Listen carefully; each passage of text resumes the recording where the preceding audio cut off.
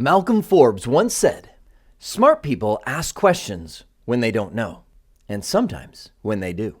By the time you're done here, you will understand the BGP questions you should have answers to before calling the carrier. Now, this nugget dovetails together with another nugget called starting the BGP process. So if you haven't seen that one yet, I'd encourage you to start there. One of the most common questions people have when they get into BGP is, can I do this all with a private autonomous system? That way I don't even have to involve Arin and registration and fees and all that kind of stuff. Well, we're not going to talk too much about private autonomous systems in here, but let me tell you where that is used. BGP is great for advertising routes through multiple carriers, but it can be used for a number of things through even an individual carrier. As an example, let's say that you've got a couple of routes that come in through carrier A, we'll just say. Well, it's one thing to put a static route and say, okay, well, I can get there using this or I can get there using that. But a static route isn't really alive. It just says, go there. It doesn't test the link. It doesn't make sure it's active. It doesn't make sure the carrier is alive on the other end and transmitting traffic. So one of the uses of BGP would be to set up kind of a keep alive to where you have router 1 and router 2 run BGP with carrier A just as a static route replacement to make sure that both of those links are alive and active. If that's all you're doing, you don't need a public autonomous system. You can use a private autonomous system. The concept is just like private addressing. You coordinate with the carrier and pretty much make up a private autonomous system to use. You advertise your routes through that carrier and they replace your autonomous system with the real autonomous system that they have. But a private autonomous system is only useful if you just have one carrier. If you're going to use multiple carriers like our situation, you need a public autonomous system. The second thing that they're going to ask you is, what kind of routes do you want to receive? Meaning, this whole scenario is based around me wanting to advertise this public block through multiple carriers, so if one of them goes down, we have redundancy. But flip the whole scenario, they have the entire internet routing table existing in their router, and they're going to want to know, do you want to receive that whole routing table?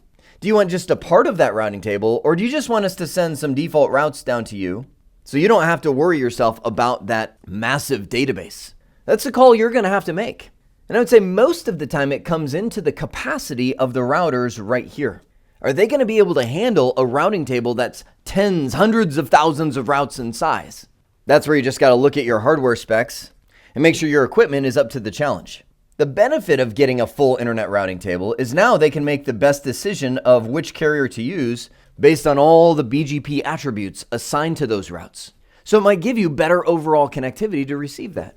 You'll need to know if you want to use authentication between your BGP neighbors. In a nutshell, it uses MD5 hashing to authenticate communication between those neighbors if that's what you want. You'll want to know what source interface you want to have those advertisements come from. One of the things you'll run into with BGP is you'll often have redundant links to the same carrier, something like that. Well, BGP establishes a neighbor relationship with an IP address. Pretty rare that you would actually want two neighbors to the same router. So what most people will do is create a loopback interface and set up an IP address here that you actually establish that neighbor relationship with. Throw in a couple static routes on your router to say, to reach that loopback IP address, go here and go here. And now you're automatically load balancing to your neighbor apart from BGP. If you plan to do that, you have to tell the carrier. Some carriers will also ask you about black hole servers. I've seen this service commonly offered to where if you are under a distributed denial of service attack, there's really no defense.